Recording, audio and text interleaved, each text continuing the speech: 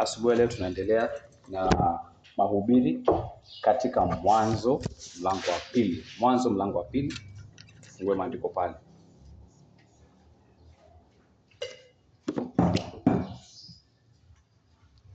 Mwanzo mlango wa pili, mstari wa kwanza hadi wa tatu.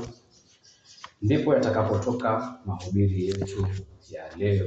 Naomba tusimame kwa heshima neno la Mungu tunapoyasoma maandiko. Mwanzo mlango wa pili, mstari wa kwanza hadi wa tatu. Maandiko yanasema hivi: basi mbingu na nchi zikamalizika kuumbwa na jeshi lake lote, na siku ya saba Mungu alimaliza kazi yake yote aliyoifanya, akastarehe siku ya saba, akaacha kufanya kazi yake yote aliyoifanya. Mungu akaibariki siku ya saba, akaitakasa, kwa sababu katika siku hiyo Mungu alistarehe, akaacha kufanya kazi yake yote aliyoiumba na kuifanya. Hilo ndilo neno la Mungu. Tushukuru Mungu na omba tukae. Sasa ukinaangalia mistari hii ni mistari mitatu peke yake, lakini siku ya saba inatajwa mara 4. Mstari wa pili, siku ya saba Mungu alimaliza kazi yake yote.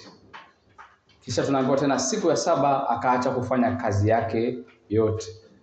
Tunaambiwa tena siku ya saba akaitakasa, kwa sababu katika siku hiyo. Kwa hiyo siku ya saba, siku hiyo tunatajiwa ile siku moja ambayo ni siku ya saba ya uumbaji. Unapoangalia pia unapata kwamba imehusishwa na mambo mawili. Kwa hiyo ukiweka katikati ina vingineo viwili, na kuhusishwa na mambo mawili. Kuna kazi ya Mungu na pumziko la Mungu. Hawa watafsiri wa Biblia tulionayo mkononi walichagua kutumia neno starehe, lakini uhakika zaidi, usahihi zaidi wa kitafsiri wangepaswa kusema pumziko. Alipumzika.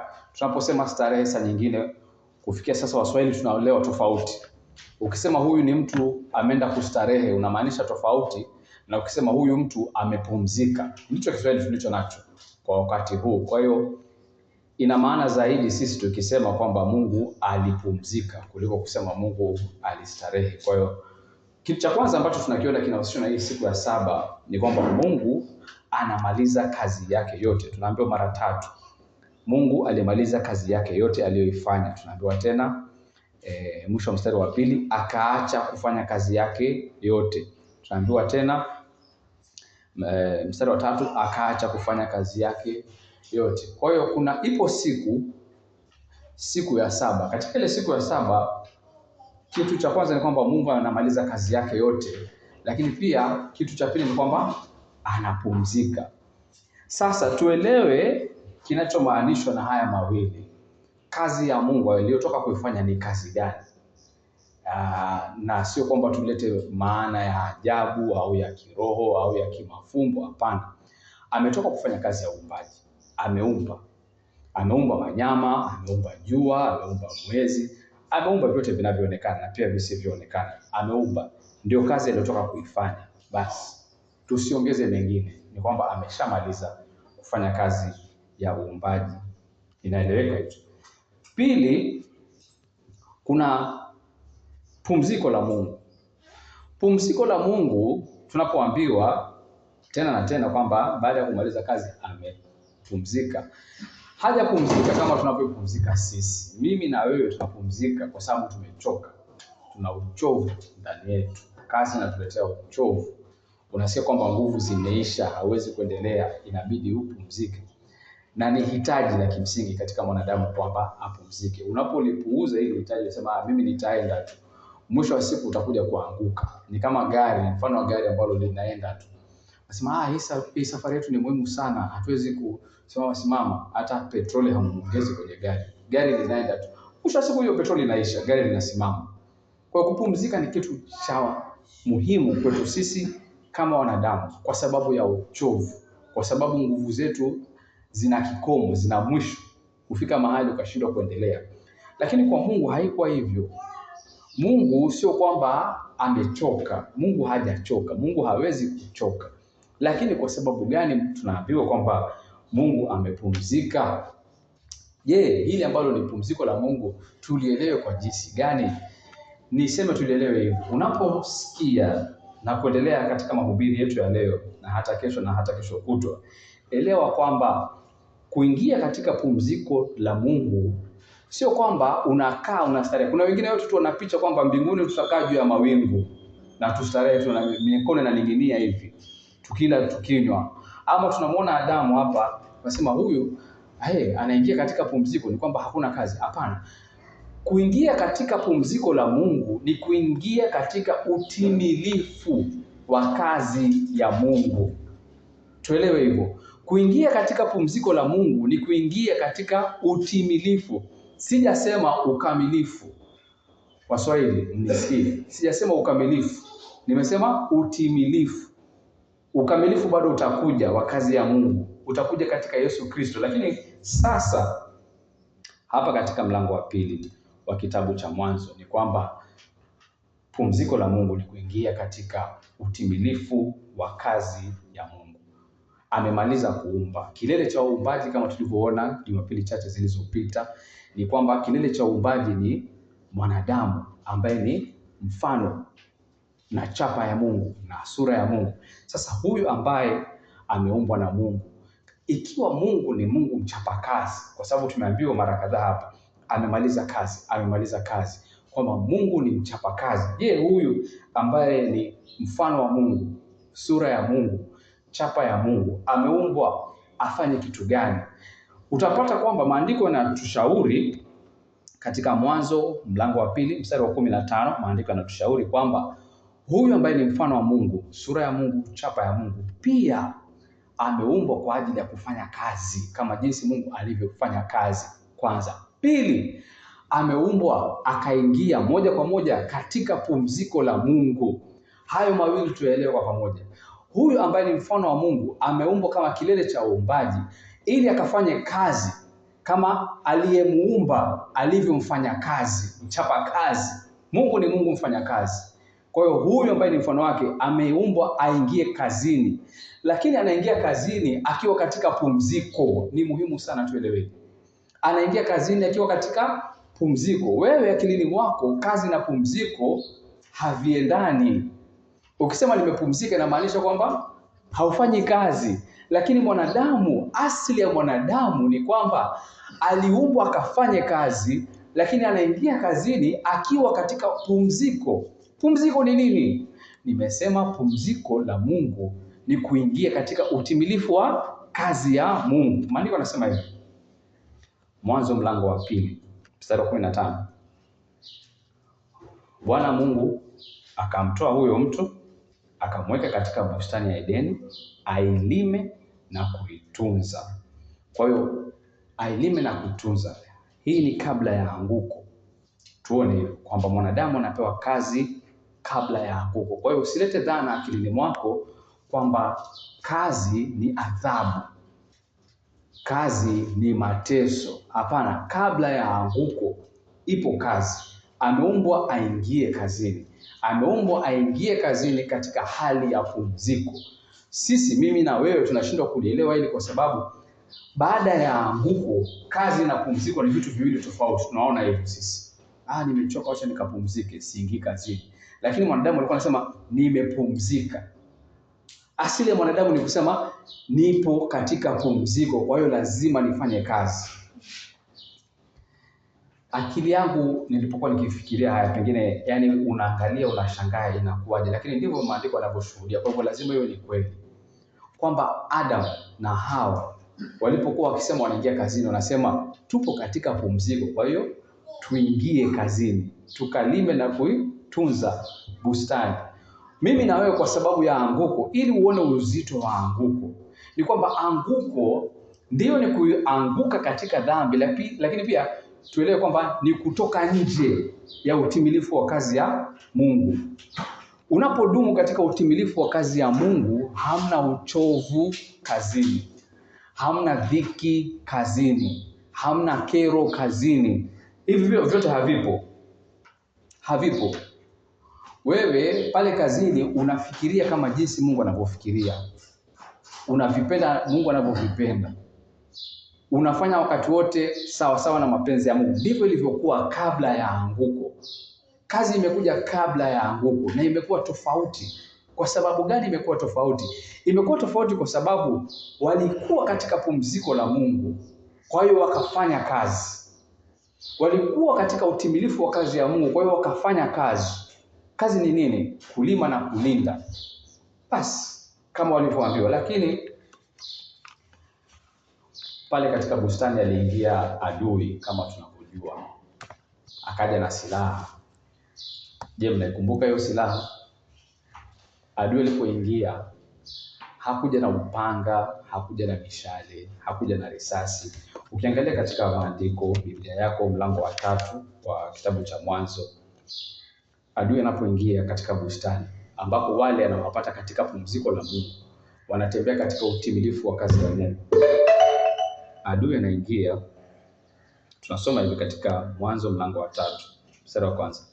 Basi nyoka alikuwa mwerevu kuliko wanyama wote wa mwitu aliwafanya Bwana Mungu, akamwambia mwanamke, ati. Yaani ni kama msabasi wetu wa Mbeya wetu wanapozungumza, ati.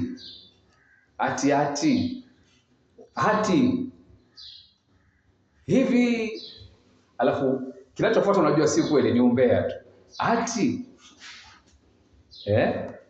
Hivi ndivyo alivyosema Mungu, msile matunda ya miti yote ya bustani.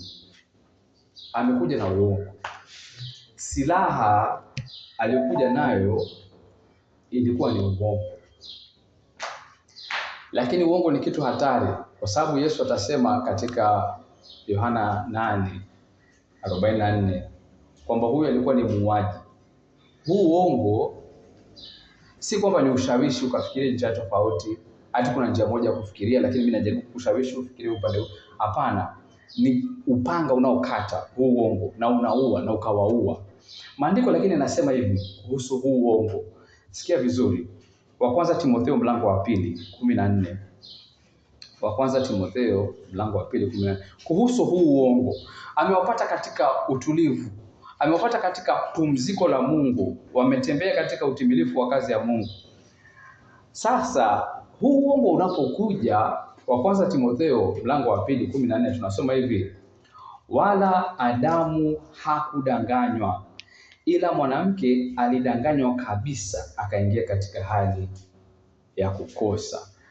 Adamu ambaye ndiye mpokezi wa amri ya Mungu, ya hosia wa Mungu, hakudanganywa. Alimsikia mwongo, lakini sasa katika ile kazi yake ya kulinda, kumbuka alikuwa ni mkulima lakini pia alikuwa ni mlinzi. Alikuwa ailinde kweli. Aliamua, sio kwamba amedanganyika huyu, aliamua kuifuata sauti ya mkewe.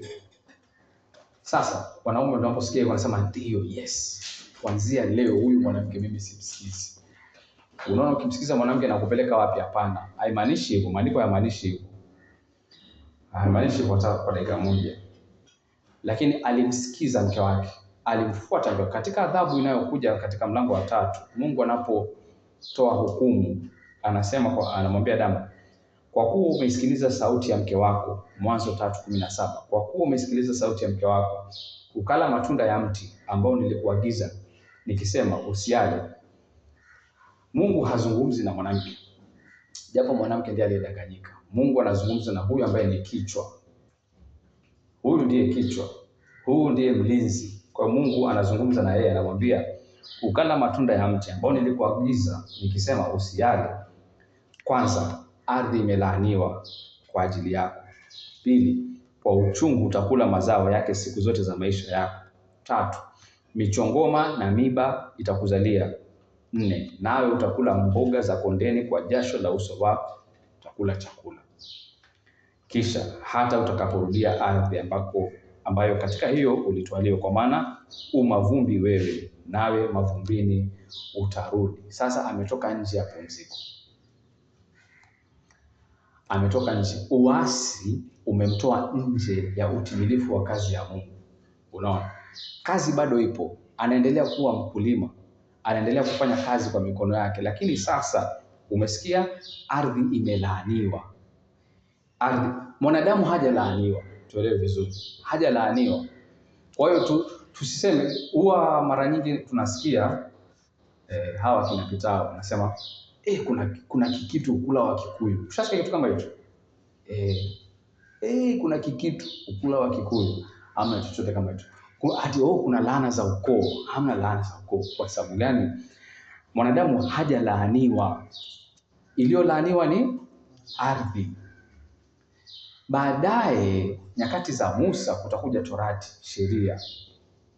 Ukitembea katika utii wa Torati unapokea baraka. Ukivunja Torati unapokea laana. Hayo yatakuja. Lakini hapa mwanadamu hajalaaniwa. Ardhi imelaaniwa, kazi imeharibika. Alafu hatima ya mwanadamu imekuwa kwamba anarudi mavumbini. Sasa yupo nje ya pumziko la Mungu. Tuelewe hivyo. Sasa niwape hesabu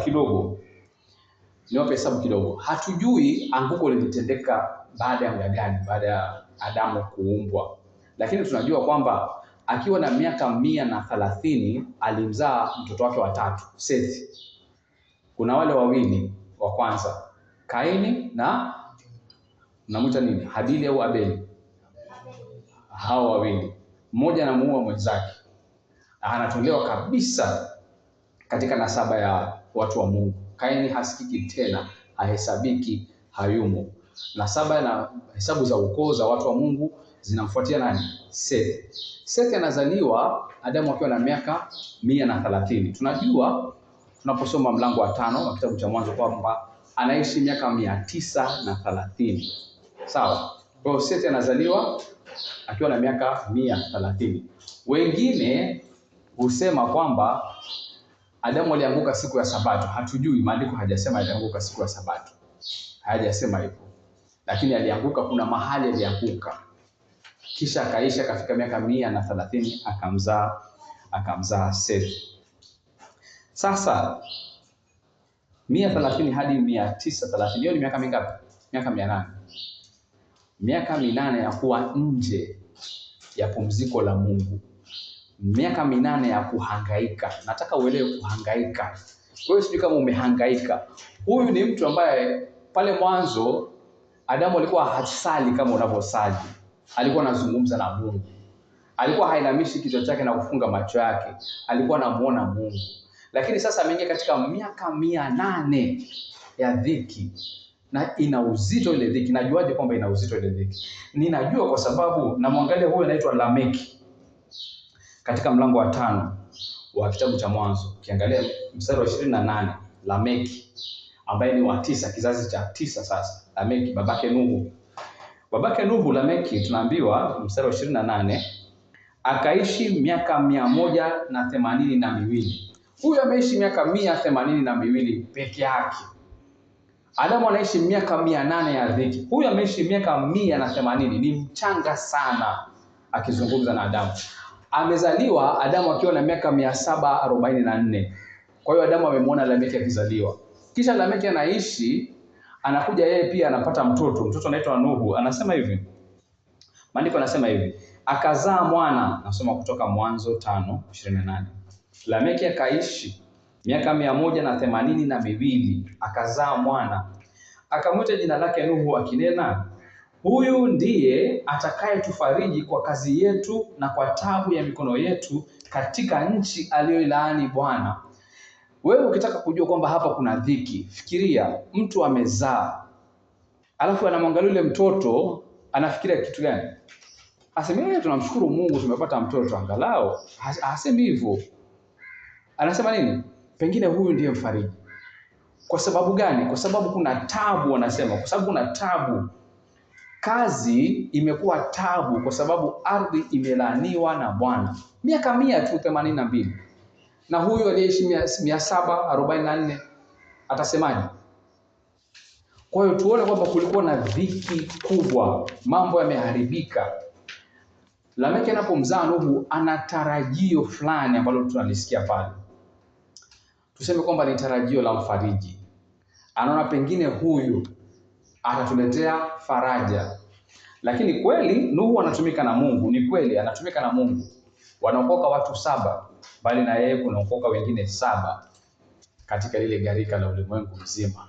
Lakini hata hivyo, huyu siye.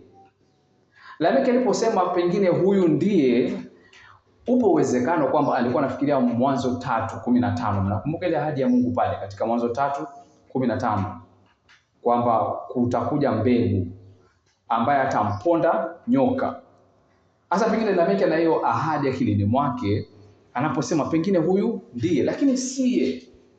Nuhu tunakuja kumwona ni mtu aina gani? Ni mlevi, anavua nguo, analaani, ni mtu kama sisi. Ni mhitaji wa neema ya Mungu kama sisi. Ana mapungufu tu kama sisi. Kwa hiyo huyu hawezi kuturudisha sisi katika utimilifu wa kazi ya Mungu, katika pumziko. Kwa hiyo anakuja, anatuokoa ndio na gharika, lakini tunaingia tena katika kazi kwenye ardhi iliyolaaniwa na Bwana. Dhiki na dumu. Miaka mingi baadaye anakuja Yusufu. Yusufu anayeokoa familia yake, anawaokoa wa Misri, anaokoa ulimwengu wote. Kwa sababu katika siku za Yusufu kuna njaa ya miaka 7, njaa kali. Lakini hata huyu Yusufu bado tunapata kwamba siye. Tuliona pengine Yusufu atakuwa ndiye mfariji, lakini siye. Haya, miaka 400 inapita, watu wa Mungu wanaingia katika utumwa, wanaingia katika hali ngumu, wanateseka sana, wanamlilia Mungu. Wanapomlilia Mungu, anamtuma nani? Anamtuma Musa. Musa kwa miujiza mikubwa, kwa yale mapigo 10 anawatoa Misri katika nchi ya utumwa. Je, huyu ndiye? Musa ndiye?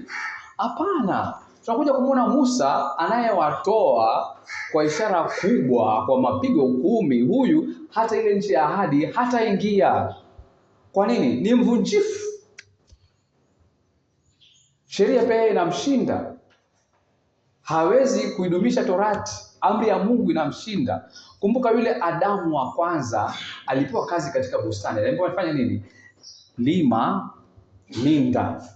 Kulinda nilikuwa nifanya nini? Adui ni nani pale? Analinda dhidi ya nini? Na yupo katika utulivu na katika pumziko la Mungu. Lakini Mungu anamuona adui anakuja. Kwa hivyo anamwambia linda, simama katika kweli, lidumishe neno langu. Adui anapokuja haji kwa upanga wala risasi. Anakuja kwa uongo. Na huyu ambaye ni mlinzi anapaswa kusimama katika kweli. Aseme imeandikwa ama Mungu aliniambia. Kwa hiyo wewe ni mwongo, ondoka mwongo wewe. Hiyo ndio kazi ya ulinzi. Inamshinda. Siye huyu. Huyu naye siye. Musa siye. Anakuja Yoshua. Yoshua anawavusha. Wanaingia kabisa katika nchi ya ahadi. Nchi ya ahadi. Inaitwa nchi ya ahadi. Wanaingia, wanawashinda wale waliokuwa wanaishi kule. Lakini bado hawakuingia katika pumziko la Mungu. Mwandishi wa Waebrania, waraka wa Waebrania mlango wa 4 anazungumzia hili jambo sana, kwamba Yoshua hakuwaingiza katika pumziko la Mungu. Na ni kwa sababu gani? Tutayazungumza baadaye. Lakini kwa sasa tuseme Yoshua hakuwaingiza. Mungu baada ya Yoshua akawainua waamuzi. Watu wa Mungu wanaingia katika tabu, waamuzi wanainuliwa. Baada ya waamuzi wakaja wafalme. Lakini hawa wote mwisho wa siku tunapata kwamba wanashindwa kuwaingiza watu wa Mungu katika pumziko la Mungu. Hebu tuangalie kwa pamoja Waebrania 4 tujue mbona katika historia ya watu wa Mungu, licha ya hawa wote ambao wametumwa ili kuwasaidia kuingia katika pumziko, mbona wanashindwa? Hawa wote ni kwa sababu gani wanashindwa? Waraka kwa Waebrania mlango wa 4. Tuangalie, tumsikie mwandishi anasema nini. Waebrania mlango wa 4.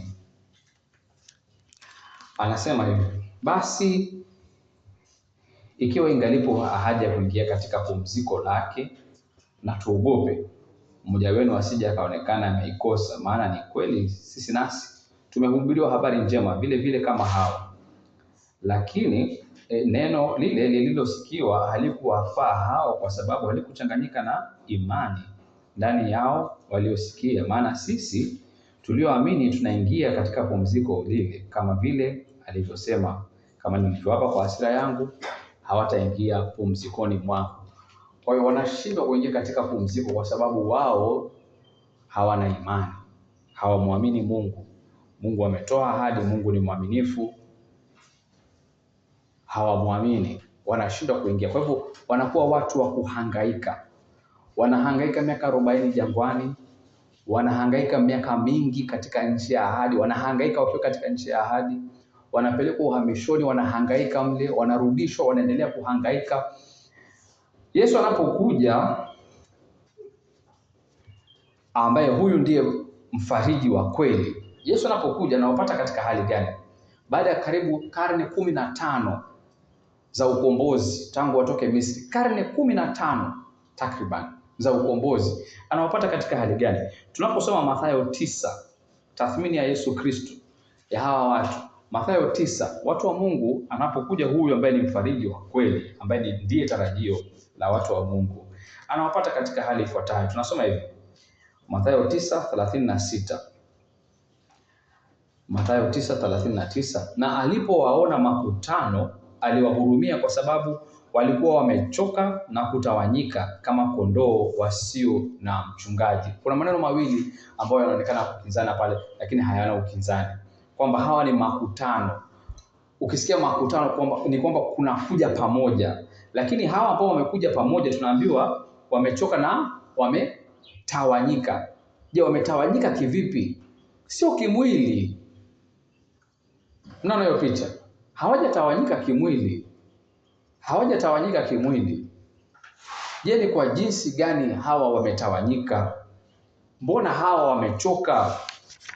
Ni wape picha kwamba kwa karne 15 za ukombozi, kutoka utumwani wa Misri hadi kuingia nchi ya ahadi, ikawashinda, wakapelekwa uhamishoni, Mungu akawakomboa kwa mara ya pili, akawarejesha, na bado hawajaingia katika pumziko la Mungu.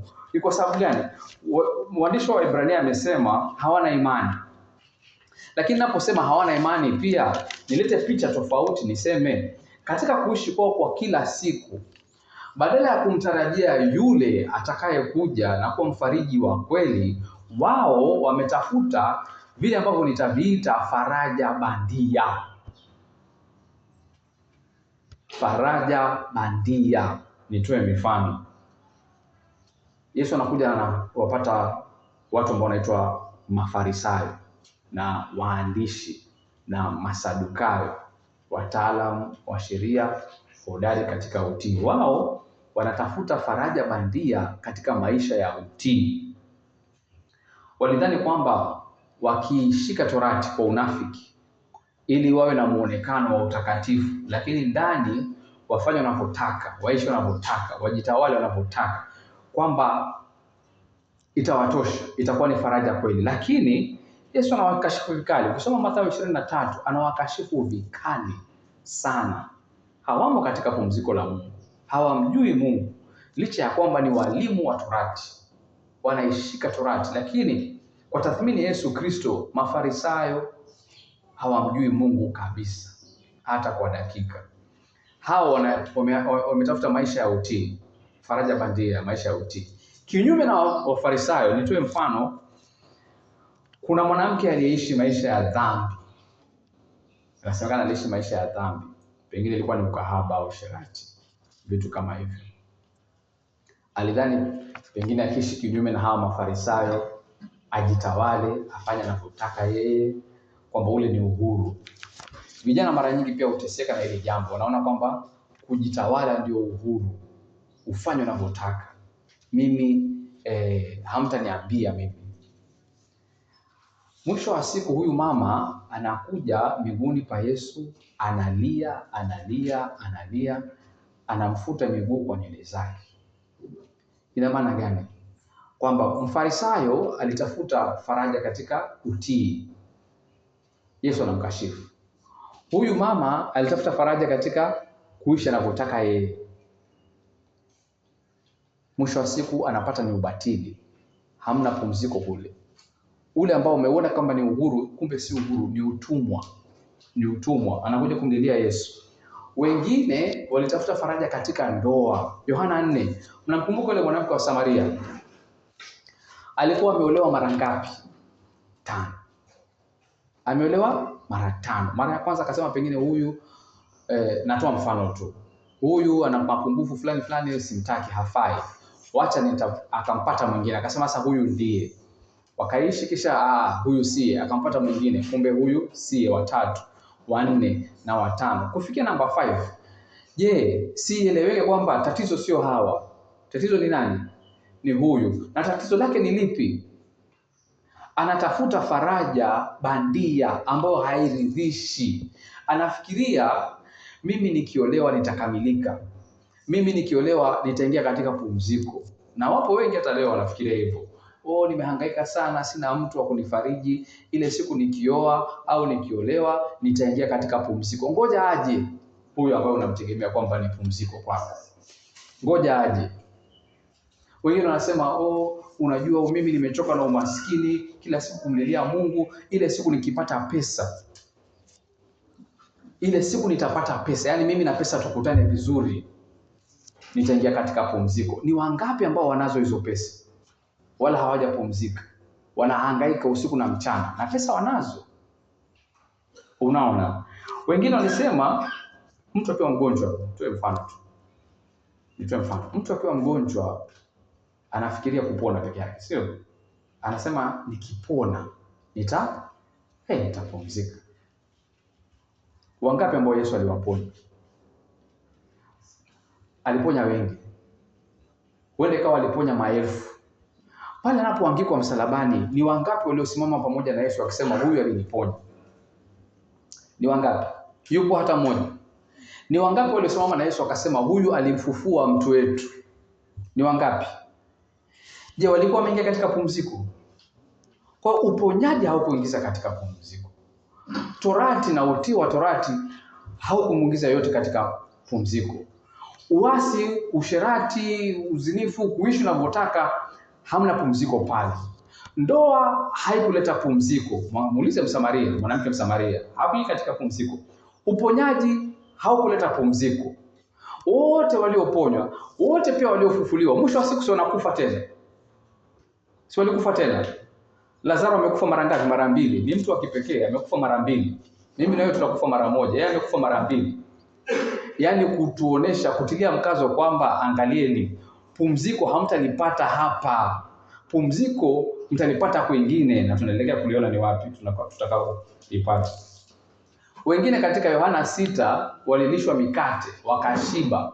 Wakasema sasa huyu ndiye mfalme wa mikate.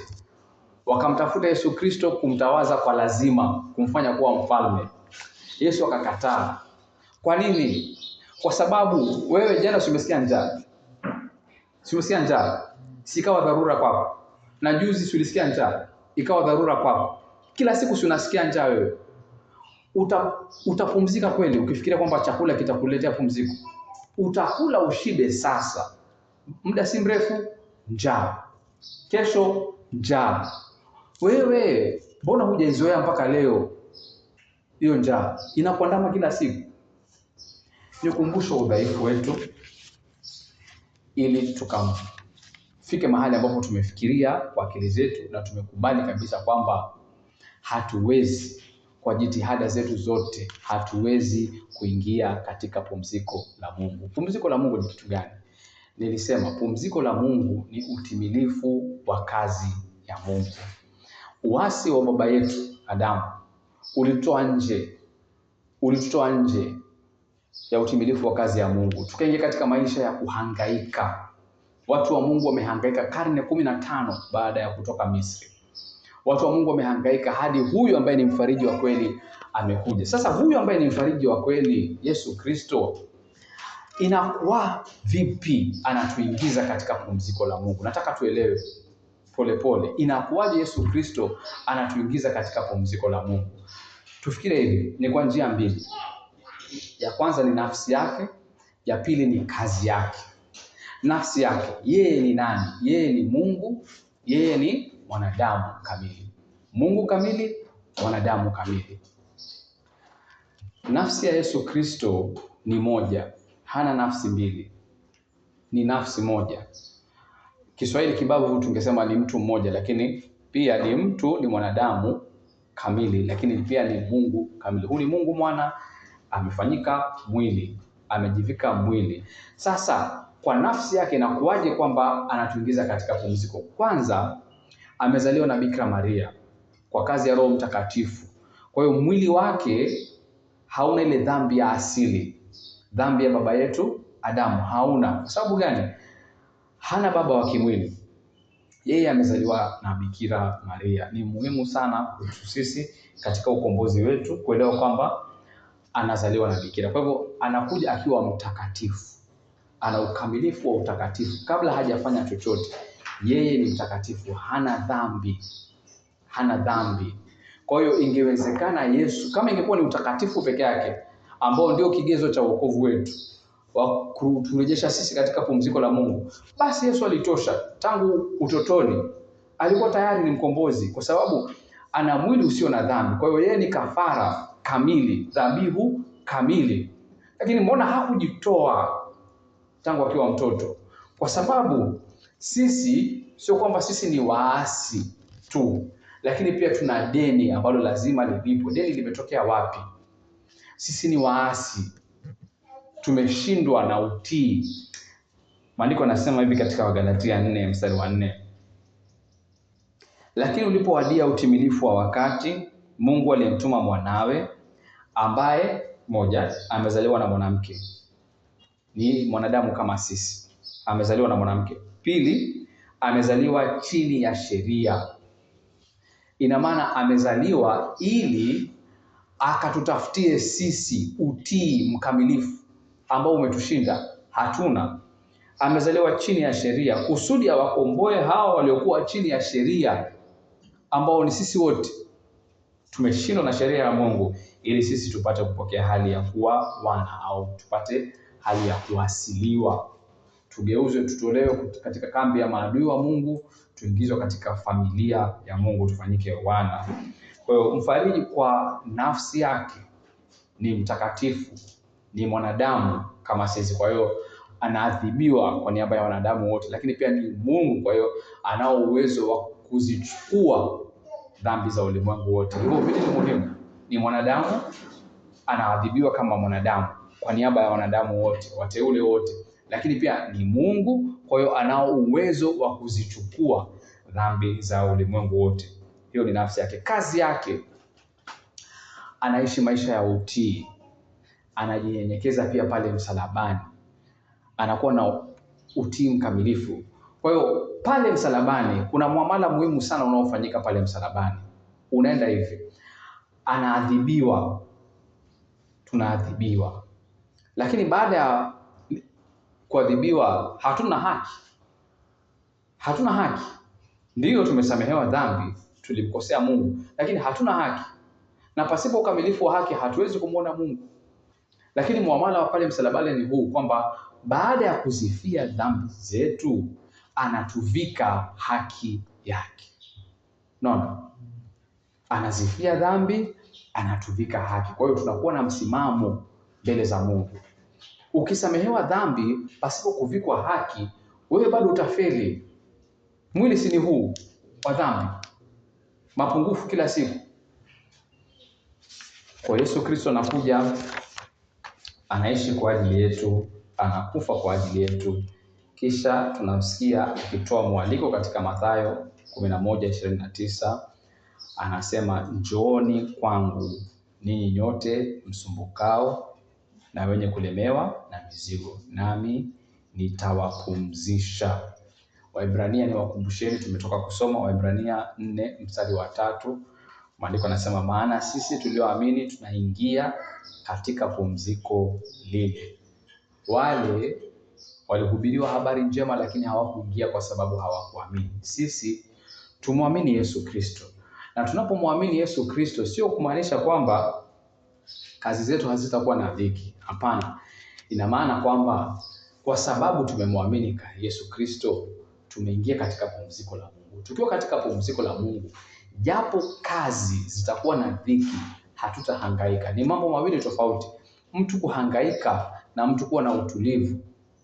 Mambo yanakwenda mrama, lakini wewe unao utulivu. Kwa nini? Kwa sababu upo katika pumziko la Mungu. Sio kwamba kwa sababu umeokoka hautakosa chakula. Hatujasema hivyo. Hatujasema hivyo. Tunasema hata ukakosa chakula hautatolewa katika pumziko la Mungu katika Yesu Kristo. Hautahangaika. Tunasema vipi? Hatusemi kwamba utakuwa tajiri. Japo uwe maskini, lakini upo katika pumziko la Mungu, upo katika utimilifu wa kazi ya Mungu, hautahangaika. Kuhangaika sio umaskini na utajiri. Kuhangaika ni swala la pumziko la Mungu. Na nisikie lakini. Kuhangaika sio swala la pesa, sio swala la afya, sio swala la ndoa. Hapana. Yupo anayehangaika nje ya ndoa na yupo anayehangaika ndani ya ndoa. Yupo anayehangaika na umaskini wake, yupo anayehangaika na hela zake zote. Yupo anayehangaika kwa sababu amedhalilishwa, yupo mwenye cheo ambaye bado anahangaika. Unamjua kama huyo nchi hii? Mwenye cheo zaidi ya wote, anahangaika usiku na mchana, mnamjua je? Anahangaika, na ni wazi kwa watu wote kwamba huyu bwana hana amani. Cheo nacho, anacho. Hela nazo, anazo. Ndoa nayo ipo. Nini alipopungukiwa nacho? Hana amani, hana utulivu. Kwa sababu gani? Yupo nje ya utimilifu wa kazi ya Mungu. Yupo nje ya Yesu Kristo. Amejitafutia faraja bandia. Nikwambie hivi, wewe, mimi nakualika asubuhi ya leo ukafanye maamuzi.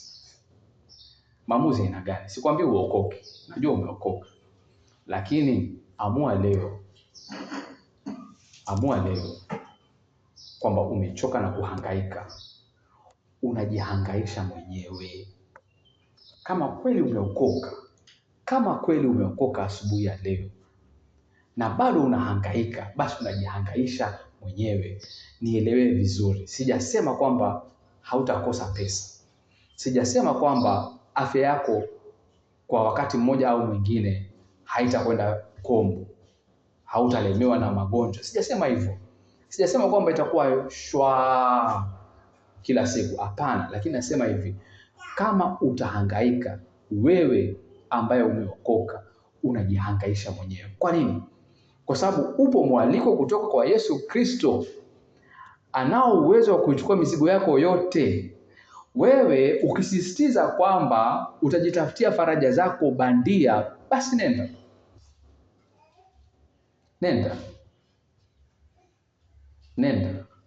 Utachoka.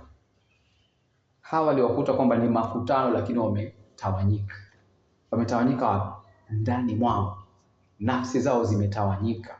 Hawana amani. Wamesimama, ni maskini, ni tajiri, ni warefu, ni wafupi, ni wazee, ni wachanga, wote. Watu sampuli. Lakini wote wametawanyika. Kwa sababu gani? Wapo nje ya utimilifu wa kazi ya Mungu. Ningekualika ujifikirie wakati huu. Tutanyamaza kidogo, tutakuwa na utulivu mbele za Mungu ili tupate kujitathmini. Unahangaika asubuhi ya leo, umehangaika wapi na kwa nini? Je, hiki ambacho tumetoka kukizungumzia, pumziko la Mungu, ni kitu ambacho kwako unakifahamu au unakisikia tu? Mbona ujihangaishe? Jiulize, mbona najihangaisha? Jiulize. Tutaomba kwa pamoja.